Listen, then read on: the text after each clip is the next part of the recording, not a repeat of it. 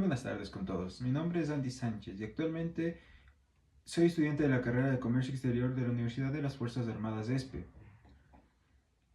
Para la materia de Técnica Aduanera 2 del NRC 29066, a docencia del ingeniero Diego Borges, se realizó este video que lleva por título La evolución de la nomenclatura arancelaria. De los albores del comercio al lenguaje global del siglo XXI. Primero, ¿qué es la nomenclatura arancelaria? En este video vamos a sumergirnos en la historia de algo tan cotidiano en el comercio internacional y a la vez tan estratégico. La nomenclatura arancelaria es el sistema organizado que permite clasificar con un código cada mercancía que cruza fronteras, cada importación y exportación. ¿Pero qué le hace tan importante este sistema? No es solo una lista de productos, es un lenguaje común, una herramienta de regulación y un instrumento para políticas económicas, fiscales y de comercio exterior. La nomenclatura arancelaria puede definirse como la clasificación sistemática y codificada de mercancías con las que se realiza el comercio internacional, basada en reglas uniformes que determinan su ubicación en un sistema de códigos. Gracias a ella, los estados pueden saber qué grabar, qué controlar, qué monitorear. También sirve para estadísticas de comercio, acuerdos internacionales, permisos, entre otros. La estructura del sistema moderno, actualmente el sistema más usado, es el Sistema Armonizado de Designación y Codificación de Mercancías, SA, aprobado por la Organización Mundial de Aduanas o por sus siglas OMA. Su estructura jerárquica se compone de lo siguiente: 21 secciones, grandes categorías de mercancías, 97 capítulos numerados del 01 al 97. Las partidas, las cuales constan de 4 dígitos, subpartidas de 6 dígitos, el bloque económico 8 dígitos y la apertura nacional 10 dígitos. Con este marco claro, empecemos nuestro viaje en la historia. Los albores del comercio y tributación. Sumeria, 4100 años antes de Cristo hasta 1750 años antes de Cristo. En la región de Mesopotamia, en la antigua civilización de Sumeria, comenzaron a desarrollarse unas estructuras fundamentales para lo que después serían los aranceles. Los sumerios tenían una economía de intercambio intenso. Comercializaban lana, cerámicas, metales, madera con regiones como Omán, Anatolia, el Valle del Indo y la meseta iraní. Su sistema tributario incluye lo que los investigadores conocen como el sistema Bala, por el cual provincias aportaban grano, ganado y otros bienes al Estado central. Estas prácticas implicaban ya registro, clasificación, qué se está aportando y en qué unidad, aportando a la contabilidad. Si bien no existe aún una nomenclatura arancelaria tal cual como la entendemos hoy, los fundamentos estaban ahí. Clasificar mercancías, grabar o registrar el tránsito de bienes, determinar lo que entra y sale de las fronteras. Podemos decir que en Sumeria comienza el camino de qué se mueve entre territorios, cómo lo grabamos y cómo lo controlamos. Y en ese sentido es el primer escalón de la evolución. Damos un salto a la antigua Grecia entre 1200 a 146 años antes de Cristo, durante la era de la Grecia antigua, cuando fue conquistada por Roma. El comercio mediterráneo floreció: puertos, rutas marítimas, intercambios de aceite, vino, cerámica, esclavos. En este contexto, los griegos ya aplicaban impuestos al comercio en puertos y comenzaban a surgir primeras formas de regulación del tránsito de mercancías. Aunque no disponemos de documentación tan precisa como en épocas posteriores para la clasificación de productos, este periodo es importante porque muestra la transición de intercambios locales a intercambios regionales y marítimos, lo que genera mayor necesidad de orden, registro y clasificación. Saltamos al Imperio Romano, aproximadamente hasta 475 años después de Cristo. En el Imperio Romano se institucionalizó el tributo al comercio, por ejemplo, el impuesto portorium, que se cobraba en puertos de Ostia para las mercancías que entraban en Roma vía marítima. Este sistema requiere ya distinguir mercancías, rutas, tarifas distintas, según origen o ruta. Con ello, los conceptos de aduana, control de fronteras y arancel, gravamen, toman forma. De nuevo, aunque no había una nomenclatura estructurada como hoy, la lógica de clasificar según origen, ruta y mercancía se profundiza. Este contexto marca que los estados reconocen la necesidad de ordenar el comercio exterior, controlar productos importados, proteger ciertos sectores, recaudar impuestos. Así, el Imperio Romano ofrece un puente hacia sistemas más complejos.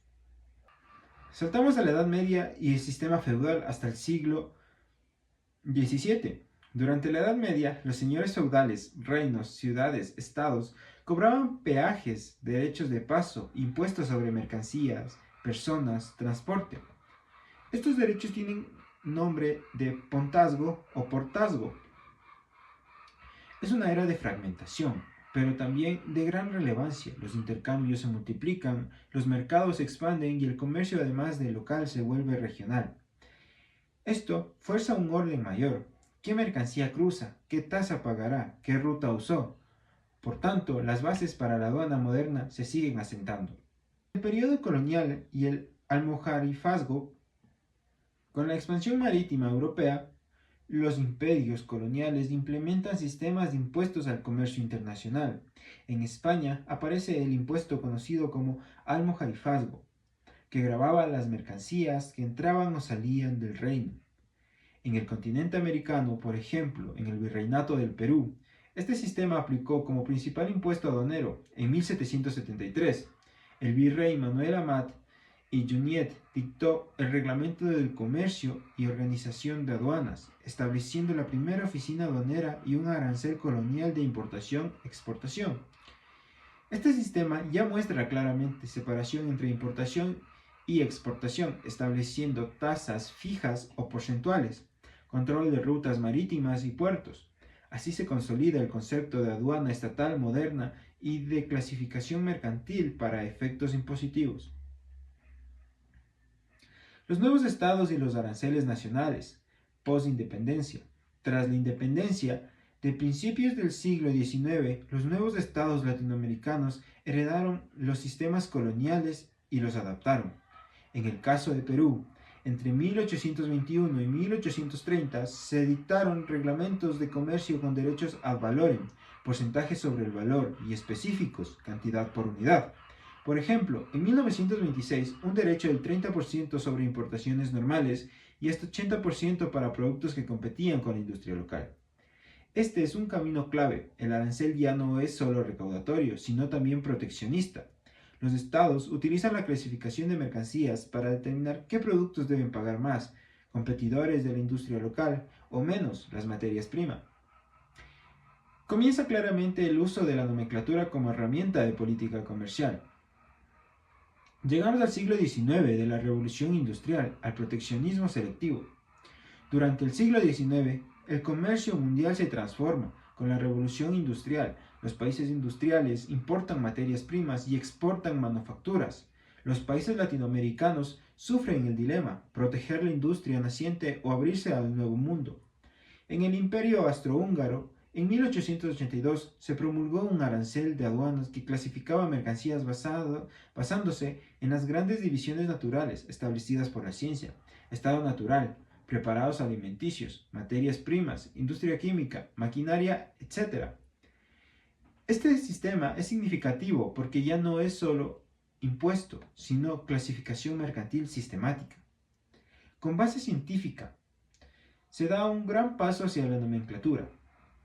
El proyecto de Mario Campen, 1905, desarrolló categorías como animales vivos, bebidas, productos alimenticios, materias primas, productos manufacturados, regulados por reglas específicas. En este siglo vemos tres grandes corrientes: el alto proteccionismo, donde los aranceles son elevados para productos importados; la liberación progresiva, una reducción de derechos y acuerdos comerciales; el avance en la clasificación técnica de mercancías, nomenclatura mercantil científica. Todo esto se configura el terreno para los sistemas internacionales. Llegamos al siglo XX, hacia una nomenclatura internacional. Con la Segunda Guerra Mundial, el comercio mundial necesita orden y reglas comunes. En 1945 se firma el Acuerdo General sobre Aranceles y Comercio, GATT, con el fin de armonizar los sistemas arancelarios. En 1950, el Consejo de Cooperación Aduanera, también conocido como la CCA, hoy OMA, desarrolla la nomenclatura de Bruselas, NAF, como primer intento de clasificación internacional unificada. Finalmente, en 1983 se aprueba el sistema armonizado, SA, que entra en vigor en el año de 1988 y es adoptado por más de 190 países. Este sistema estratifica mercancías, define reglas de interpretación universales, permite estadísticas comparables, regula importaciones, exportaciones y sirve de base para tratados, permisos y aranceles.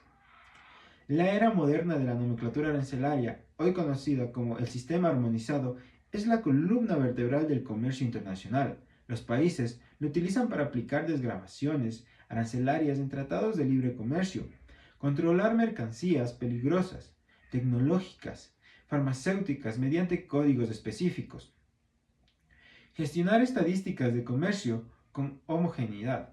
Por ejemplo, en la Unión Europea, el término clasificación arancelaria se define legalmente como determinación del subencabezado o división adecuada de la nomenclatura combinada bajo la cual se clasifican los bienes. Cada revisión en 5 años o quinquenal de la OMA incorpora nuevas mercancías, drones, baterías de litio, paneles solares, lo que muestra la dinámica constante del sistema. Así, la nomenclatura arancelaria se ha convertido en una herramienta de integración económica global que desarrolló tecnología y de control de flujos de mercancías. En conclusión, de todo lo que hemos visto, se puede decir que la evolución de la nomenclatura arancelaria es en definitiva la historia del comercio humano, de la interacción entre sociedades, del intercambio de bienes y de la constante búsqueda de orden y control, desde los intercambios de Sumeria, pasando por los puertos de Grecia y Roma, los peajes medievales, los sistemas coloniales del almojarifazgo, los aranceles nacionales del siglo XIX, hasta la nomenclatura global del siglo XXI. Cada etapa aportó un escalón hacia un sistema más complejo, más técnico y más integrado. Hoy, cuando vemos el código HS o sistema armonizado, estamos observando el resultado de milenios de evolución, de políticas económicas, de tecnología, de cooperación internacional. Muchas gracias por haber estado en este video y espero que haya sido de su agrado, que conozcan el lenguaje que mueve el comercio internacional.